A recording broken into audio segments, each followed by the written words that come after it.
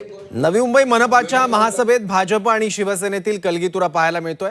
एमआयडीसीने झोपडपट्टी पुनर्विकासाच्या नावाखाली काढलेलं टेंडर रद्द केल्याबद्दल मुख्यमंत्री देवेंद्र फडणवीस आणि वनमंत्री गणेश नाईक यांच्या अभिनंदनाचा प्रस्ताव भाजपने मांडत तो मंजूर केला।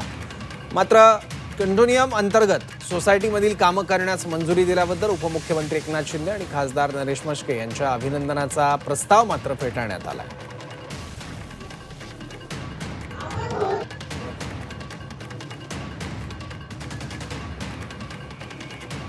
की 257 कोटी तो 257 कोटीचं कर्ज देण्याच्या बाबतीतचं अभिनंदन करायचं काय?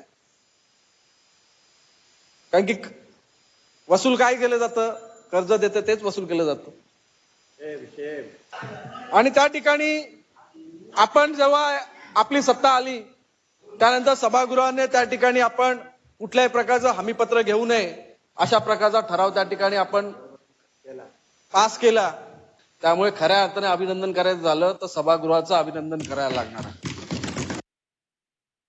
नगर विकास खातं काय बोललं की त्या ठिकाणी खर्च वसूल करण्यात यावा, पण सभागृह काय म्हणालं, कुठलंही हमीपत्र त्या ठिकाणी घेण्यात येऊ नये।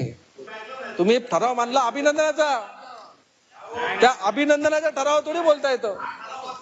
त्यामुळे या ठिकाणी खरं अभिनंदन सभागृहाचं करण्यात येते आणि हलदनकर जीनी जो अभिनंदनाचा प्रस्ताव मांडलाय त्याचं काय तथ्य त्या ठिकाणी उरत नाही।